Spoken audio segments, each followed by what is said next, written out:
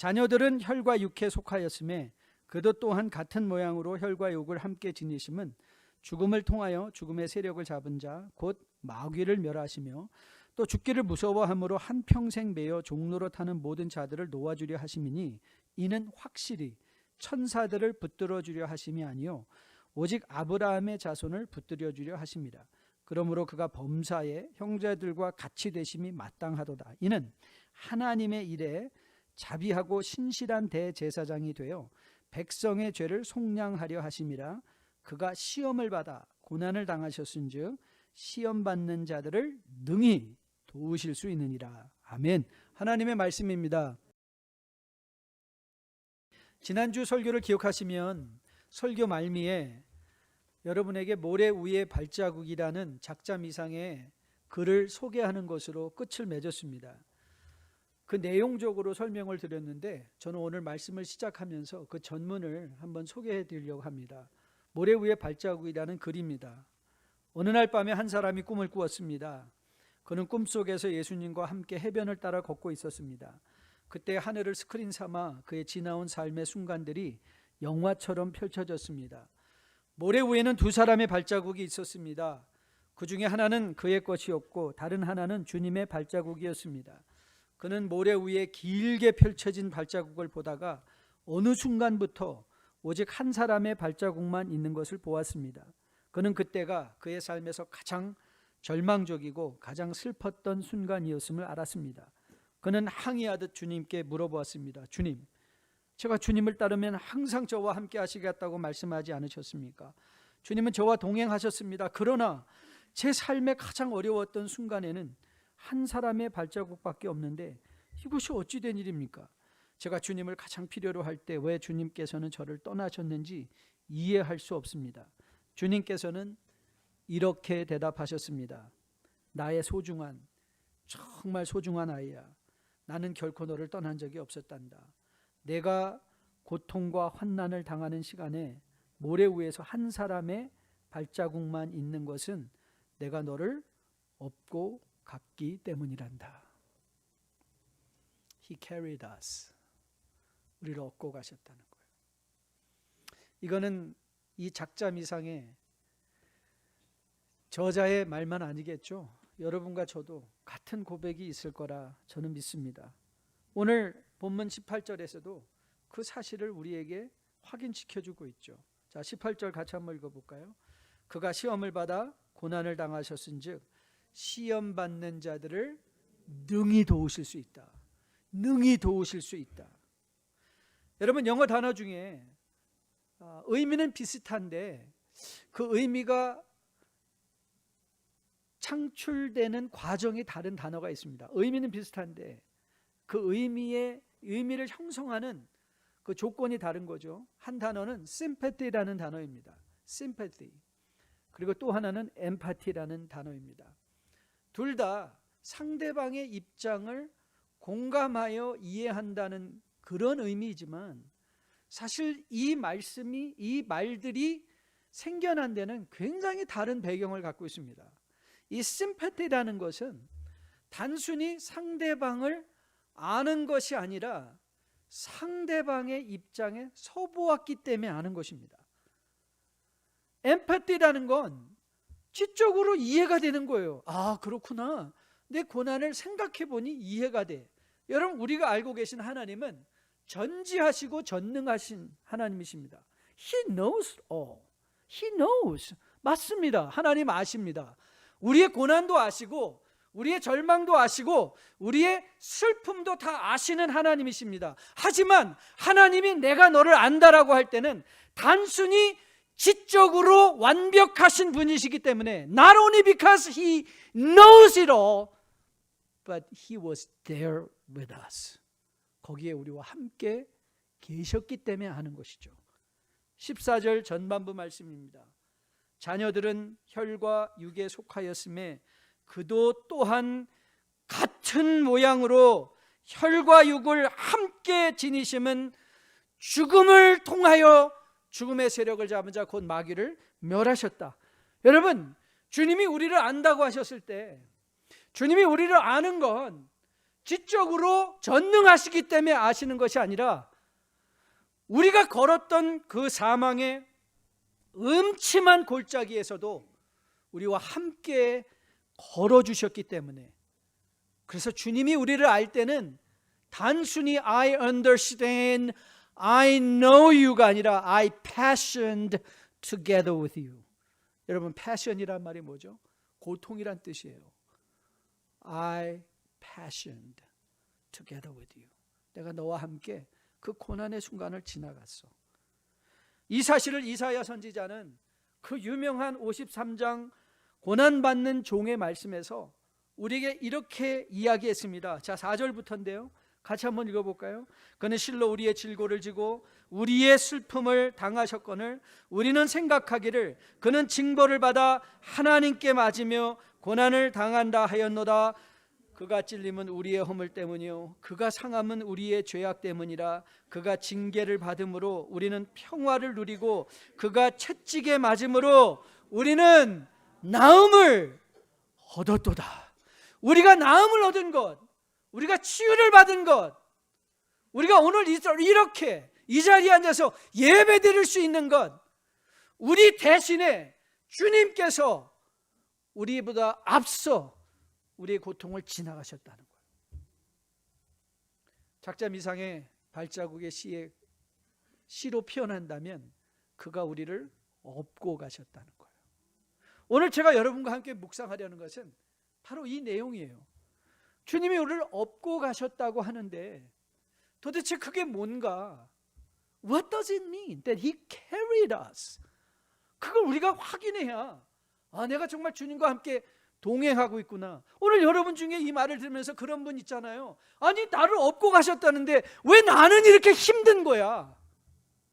왜 나는 하는 일마다 안 되는 거야? 나는 왜 아직도 내 몸이 아프지? 주님이 나를 업고 가신다며 그 의심 있는 분들 계시지 않습니까? 오늘 우리가 그것을 풀어야 돼요. 도대체 what does it mean that He carry us? 우리를 업고 가신다는 말의 의미가 무엇인가? 자, 오늘 본문을 저는 이렇게 시작하려고 해요. 제가 최근에 구약 읽기를 마치면서 창세기의 요셉을 또다시 생각하게 됐어요. 여러분, 창세기 기자는 요셉이 형들에게 팔려 보디발이라는 애굽의 관원의 집에 종이 되었을 때 놀랍게도 그가 형통했다 그렇게 적고 있어요. 그런데 우리는 생각해 보면 wait a minute, his life got worse.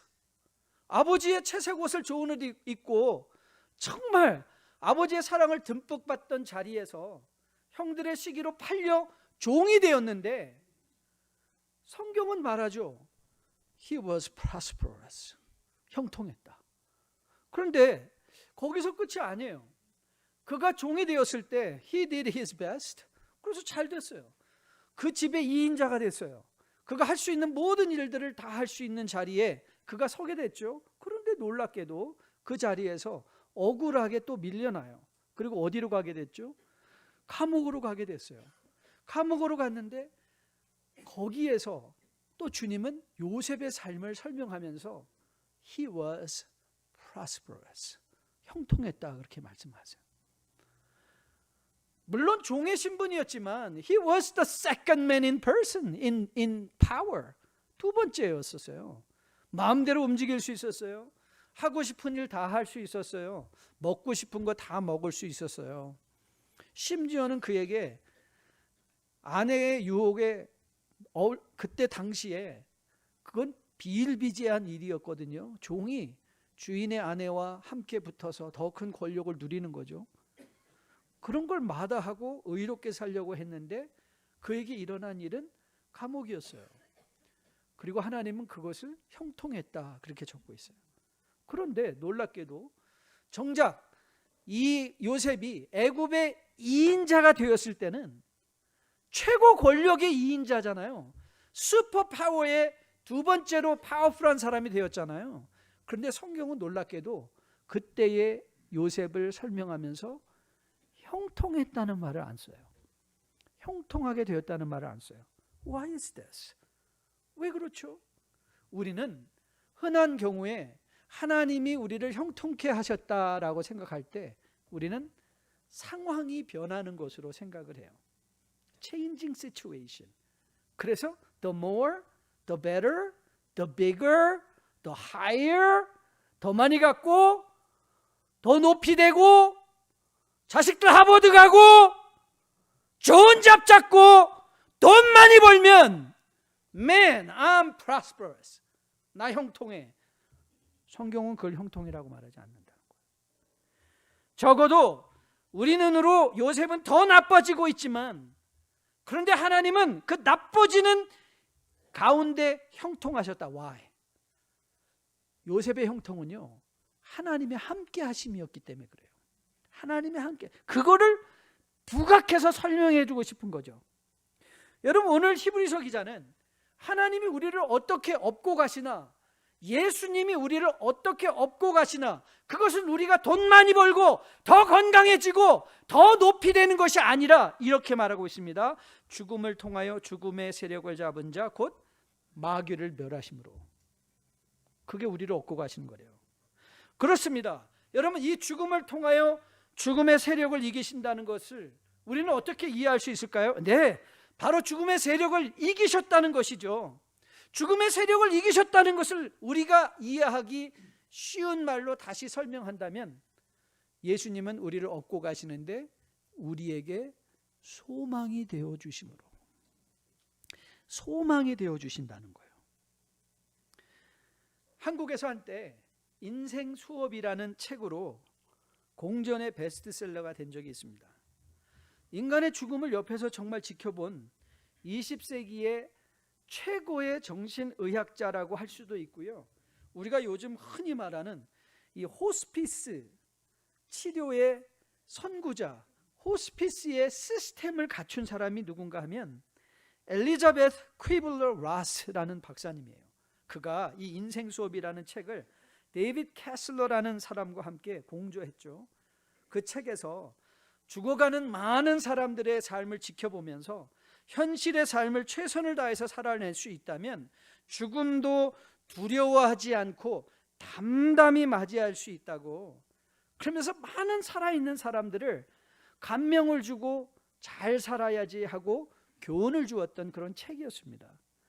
그런데 정말 아이러니하게도 정작 자신은 스트로크를 맞은 후에 엄청나게 고통을 견뎌가며 죽음을 맞이하게 되었는데, 정작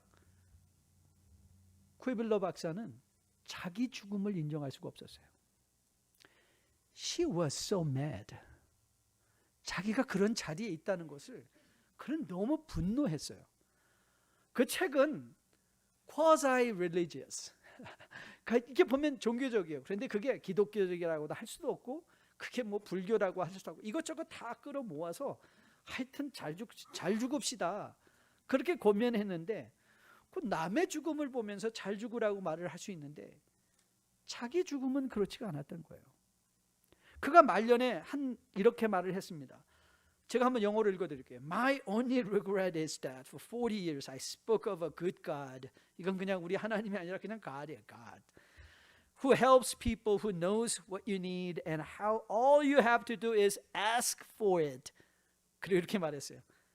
Well, that's a baloney. 나는 40년 동안 신이 있다면 신이 여러분들이 원하고 기도하는 것 모든 거 다 들어주실 것이라고 얘기를 했어요. 그런데 자기 죽음 앞에 서 보니까 그녀는 말해요. 그거 다 말짱 헛소리였어요. 헛소리였다는 거예요. I want to tell the world that it is a bunch of bull. 헛소리일 뿐만 아니라 이건 다 꽝이라는 거죠. Don't believe a word of it. 한 말도 믿지 마세요. When I've had enough of this. 내가 이런 죽음의 고통에, 육신의 고통에 너무나 오래된다면 I will end myself. 난 죽어버리고 말 거예요. I don't give a hoot about the afterlife, reincarnation or anything. I'm finished and I'm not coming back. 여러분, 이 분노하고 화내는 자기 죽음 앞에서 두려워하는 이 여인의 모습이 여러분 상상되십니까? 왜 그럼 이렇게 사람들은 죽음 앞에서 받아들이지 못하고 수용하지 못하고 두려워하고 몸부림치는 것일까요? 오늘 15절에서 히브리서는 인생의 문제를 이렇게 설명합니다. 자, 15절인데요. 같이 한번 읽어볼까요? 또 죽기를 무서워함으로 한평생 매여 종로로 타는 모든 자들을 놓아주려 하신다. 주님께서 십자가에서 하신 일이 뭔지 아세요? 죽음에 매여 종로로 타는 우리를 released, relieved, 풀어주셨다는 거예요. 풀어주셨다는 것. 그래서 우리는 더 이상 죽음의 공포에 사로잡혀 살아가는 자들이 아니라는 거예요. 우리는 소망을 갖고 이 시대를 살아가는 사람들이라는 거예요. 여러분, 이 세상 사람들이 왜 그렇게 돈을 많이 갖고 싶을까요? 시간을 벌려고요. 시간을 벌고 싶은 거예요. 그 돈을 써서 시간을 벌고 싶어요. 어떤 유명 여배우가 그렇게 말했다고 한국에 이런 게 신문기사까지 나와야 되는지는 모르겠는데 그 유명한 여배우가 그랬대요. If I can stay young, I will eat. 사람의 똥이라도 먹겠습니다. 사람의 똥이라도 먹겠대요. 그래서 여러분, 인간이 영원히 살 수 있나요? Can people live forever? No. 그렇지 않아요. 히브리서 기자는 우리에게 분명하게 선언합니다. 사람에게 죽는 것은 정한 이치고 그 다음에 뭐가 있다고요? 심판이 있다는 거예요. 심판이 있다는 거예요. 우리 인생이 여기서 끝나는 게 아니라는 거예요. 우리가 인생이 여기서 끝나는 게 아니라 우리는 죽음 앞에 두려워하며 죽음의 종로로 떼요. 조금이라도 높이 되고 더 많이 가져서 더 이 우리의 몸을 돈으로 처발라서 좀 더 오래 사는 게 목표가 아니라는 거예요. 우리는 죽음으로부터 자유했다. 여러분, 이 엘리자베스 쿠이블러라는 여인 속에 없었던 게 뭡니까? 바로 이 예수 그리스도의 소망이 없었던 거예요. 부활의 소망이 없었던 거예요. 여러분을 어떻게 업고 가시느냐고요? 어떻게 여러분을 주님께서 도우시냐고요? 주님은 여러분에게 이 소망을 상기시켜 주시는 거예요. 여러분의 인생, 저의 인생, 이 땅에서 끝날 게 아니라는 거예요. 그래서 이 땅에 유일하게 성도만이 외칠 수 있는 말이 있어요. 죽기밖에 더 하겠어? 죽기밖에 더 하겠어? 여러분, 우리는 그 말을 할 수 있어요. 왜요? 죽음이 우리에게 끝이 아니니까. 우리는 죽음 앞에서 분노하지 않을 수 있어요. 우리는 죽음 앞에서 요동하지 않을 수 없어요. 가지 않으려고 어떻게든지 그 시간을 잡아보려고 애쓰며 요동하지 않아도 돼요. 때가 되면 가는 거예요. 때가 되면 갈 수 있어요. 죽기밖에 더 하겠는가? 부활의 소망을 갖고 이 땅을 살아가는 사람에게는요, 이 땅의 실패가 그렇게 두렵지 않아요. 그 실패 속에 we can start over again. 다시 시작하면 돼요. 여러분 인생에 어떤 절망스러운 순간에 가 있다 할지라도 여러분의 인생은 이 땅에서 실패로 끝나는 인생이 아니라 이미 우리는 그리스도 안에서 그리스도의 놀라운 은혜로 소망을 갖고 살아가는 자들이 된 것이죠. 그래서 우리는 소망으로 자유해지는 거예요. 소망으로 자유해지는 것. 여러분, 죽었다 살아난 사람 여러분 아시죠? 나사로요. 그래서 우리가 나사로가 우리에게 무슨 교훈되죠? 교훈될 거 없어요. Why? Because he died again. 또 죽었잖아요. 저는 나사로가 두 번째 죽을 때는 그냥 그 첫 번에 가고 말 걸 그랬을 것 같아요. 나인성의 과부의 아들은 어땠을까요? I think he did the same thing. Do I have to go through this again? 이거 다시 지나가야 돼? 여러분, 우리는 어차피 이 땅에서 영원히 살도록 부르심을 받은 사람들이 아니에요. 하지만 그 영원한 삶이 여기서 한정적인 것이 아니라 하나님께서 이 땅에서 우리가 영원히 살지 않는 것을 보여주시는 것은 우리가 예수 그리스도께서 재림하실 때 우리에게 소망 되신 예수 그리스도가 여러분과 저에게 주실 놀라운 영원한 생명이 약속되어 있기 때문인 것이죠. 그래서 우리는 견딜 수 있는 거예요. 주님이 우리를 얻고 가시는 것은 우리에게 상황을 바꿔주시는 것이 아니에요. 맞아요. 여러분의 상황은 작년보다 이 올해가 더 나빠질 수도 있어요. 하지만 모든 것을 합력하여 선을 이루시는 그 하나님이 우리의 영원한 생명을 주장해 주시고 아울러 예수 그리스도를 십자가에 달려 죽게 하시고 살아나게 하심으로 우리의 첫 열매가 되게 해주신 것으로 이 세상의 여러분의 인생은 여기가 끝이 아닌 것을 보여주심으로 업고 가시는 거예요. 저는 오늘 모인 여러분이 이 예수 그리스도의 여러분을 도우시는 그 주님의 손길을 마음에 꼭 기억하고 갈 수 있게 되기를 주님의 이름으로 축복드립니다. 두 번째, 주님께서 우리를 업고 가시는 것은 상황의 변화가 아닌 소망을 통해서일 뿐만 아니라 여러분과 저의 가치를 인식시켜 주심으로 우리를 업고 가세요. 아직도 제가 극복하기 위해서 노력하고 있는 저의 가장 큰 성품적 약점은 열등감이에요. 외모나 건강, 능력, 재력, 또 교회 사이즈, 어떤 영역에서도 이 열등감이 작동하지 않는 곳이 없는 것 같아요. 이 열등감의 본질에는 자기 스스로 자신을 비하하며 비평하는 가운데 인정하지 못하는 거예요. 내 자신이 인정이 안 돼요. 그래서 이 대부분 열등감에 충만한 사람들 있잖아요. 사람들과의 관계 속에서 거의 교만하게 행동을 해요. 자기 열등감을 감추고 싶으니까 교만하게 행동하는 것이죠. 그래서 모든 심리학자들은 다 공통적으로 얘기를 해요. 열등감과 교만은 동전의 이면이다, 같은 거라는 거예요. 그래서 여러분 혹이라도 주변에 교만한 사람 혹시 보이면 여러분 너무 욕하지 마시고, 아이고 저 인간은 무슨 열등감이 저렇게 많아서 저러나, 불쌍히 여겨주세요. 이 열등감을 가진 사람이 교만하게 드러나요. 여러분, 열등감은요, 자신의 가치를 인정하지 못하는 데서 출발해요. 그리고 열등감을 가진 사람은요, 항상 자기를 상처 줄 뿐만 아니라 여러분이 정말 매일매일, 맞아요, 세상에서 우리가 받는 상처들이 있어요. 근데 여러분들이 주님 앞에 나가서 회개하고 주님 앞에 나가서 기도한다는 것은요, 우리의 상처를 치유받는 거예요. 우리가 상처를 치유받아야 되는데 상처를 치유받지 못하면요, 다른 사람에게 꼭 상처를 줘요. 상처를 받은 사람은 꼭 상처를 줘요. 여러분, 열등감에 허우적거리는 그 부모 밑에서 자란 아이들은요, 그들 또한 엄청나게 부모로부터 받은 상처로 이웃들에게도 엄청난 상처를 줘요.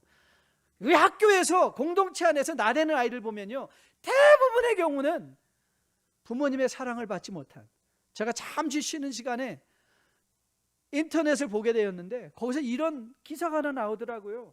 부모들이 자식들에게 물려줄 건요, 건강한 자존감이래요. 자존감. 자기가 자존감이 없는데 어떻게 자녀들에게 자존감을 주겠어요? 우리가 아이들한테 줄 수 있는 유일한 건 건강한 자존감인데, 내가 자존감이 없어 열등감에 맨날 시달리고 세상 사람 눈치 보고 내 열등감 감추려고 교만하게 남에게 상처 주고 그러면서 자기 자신을 상처받는다면 우리가 어떻게 자녀들을 온전하게 양육할 수 있어요? I have a good news. 여러분, 그런데 복음이 하는 일이 뭔지 아세요? You know what the gospel does to you? gospel이 하는 일이 뭔가? 자, 오늘 16절 17절 말씀이에요. 같이 한번 읽어볼게요. 본문 16절 같이 읽습니다. 이는 확실히 천사들을 붙들어 주려 하심이 아니요 오직 아브라함의 자손을 붙들어 주려 하십니다. 여러분, 주님께서 일하고 계신 건 천사들을 위해서 일하는 것이 아니라는 거예요. 천사들을 위한 것이 아니라 아브라함의 자손. 아브라함의 자손이 누구예요? 여러분과 저예요. 하나님은 우리를 위해서, 예수님은 우리를 위해서 일하시는데, 자 17절입니다. 그러므로 그가 범사의 형제들과 같이 되심이 마땅하도다. 이는 하나님의 일에 자비하고 신실한 대제사장이 되어 백성의 죄를 속량하여 주신다. 여러분, 히브리서 기자가 뭐라고 말하는지 아세요? 자기 형제들의, 범사의 형제들과 같이 되셨다. 누가? 예수 그리스도가. 그리스도가 육신의 옷을 입으시고 이 땅에 오셔서 He became like us. 그리고 여러분과 저를 형제라고 자매라고 칭해 주신다는 거예요. 저는 이 복음의 소식을 듣고 깨닫기 시작했어요. 이 세상에서 당당함의 이유가 뭔가? How can I be so confident? 이 세상에서 내가 왜 당당할 수 있는가?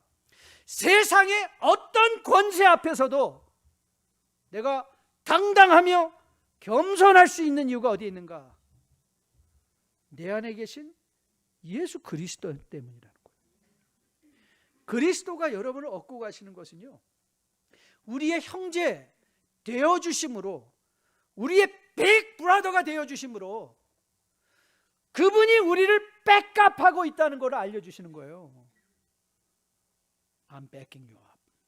Don't worry. 걱정하지 마.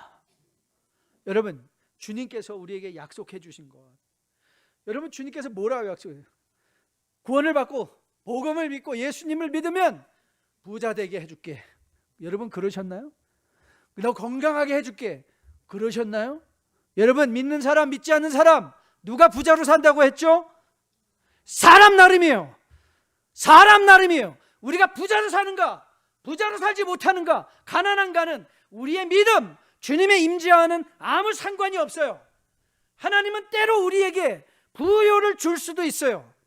그러나 그것이 우리를 사랑한다는 확증이 아니라 주님께서 우리를 사랑한다는 확증은 마태복음 28장에서 약속해 주시잖아요. 세상 끝날까지 내가 너희와 함께 항상 있으리라. 주님의 임재예요. 여러분이 어디를 가든지, 여러분 성도가 또 할 수 있는 말이 뭐라고 그랬죠? 여러분의 인생에 하늘이 무너지는 것과 같은 일이 일어나요? 일어나지 않아요? 일어날 수 있어요. 그렇지만 그 중에 여러분과 저는 뭘 선언할 수 있죠? 하늘이 무너져도 솟아날 구멍 있다. 왜 있어요?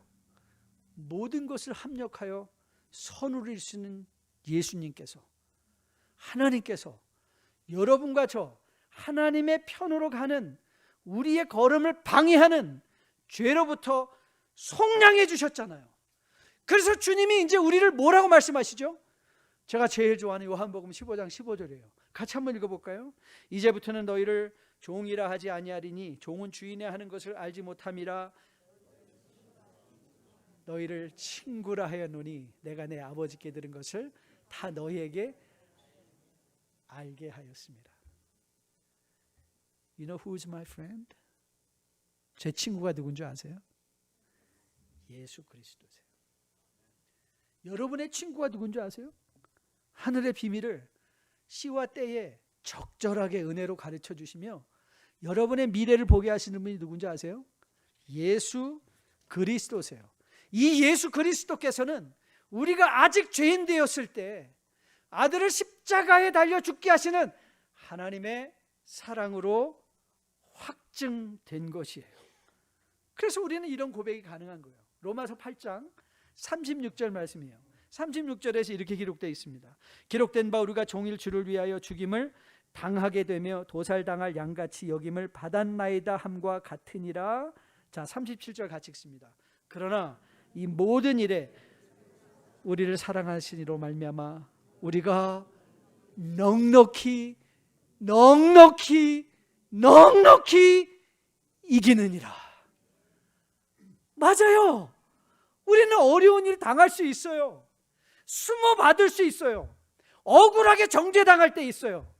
선한 뜻을 갖고 시작한 사업도 망할 수 있어요.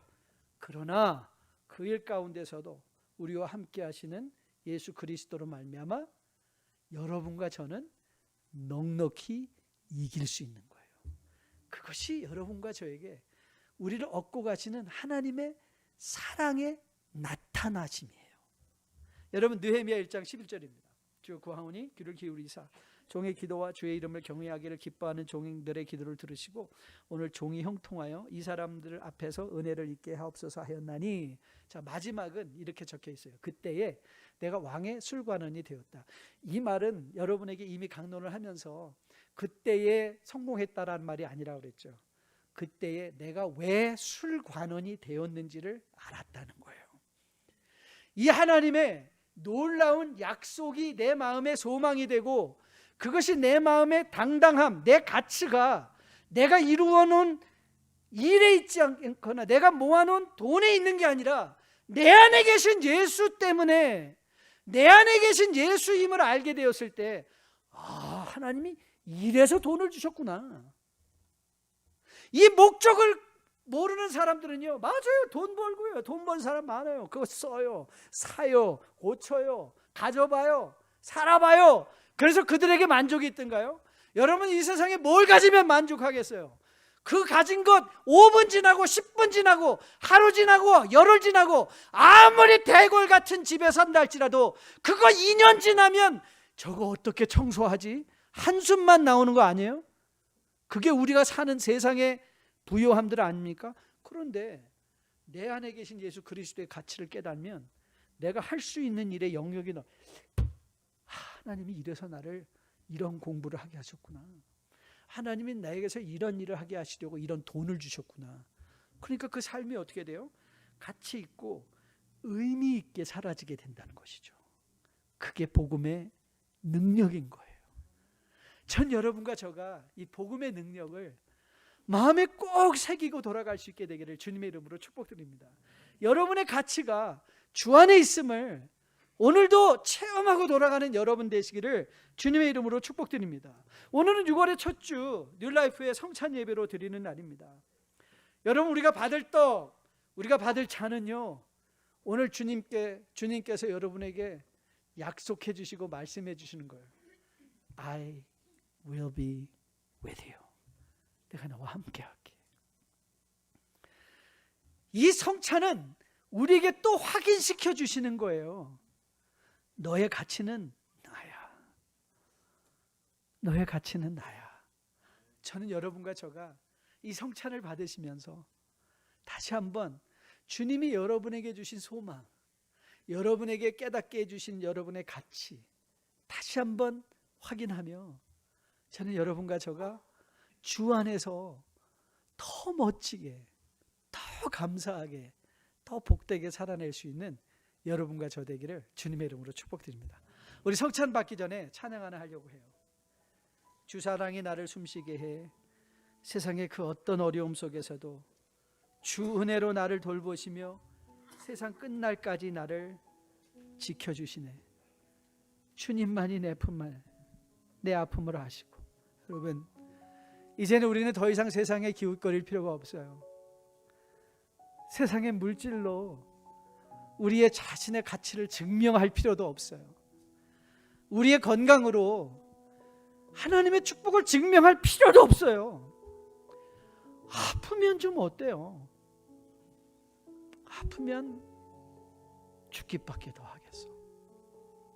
그런데 주님이 우리 마음 아시고 우리를 품에 안으시는 예수 그리스도, 성찬으로 여러분에게 다가가시는 예수 그리스도를 여러분이 꼭 만나면 세상의 담대함으로 살아낼 수 있을 것으로 믿습니다. 우리 같이 한번 찬양하며 마음 준비해 볼까요?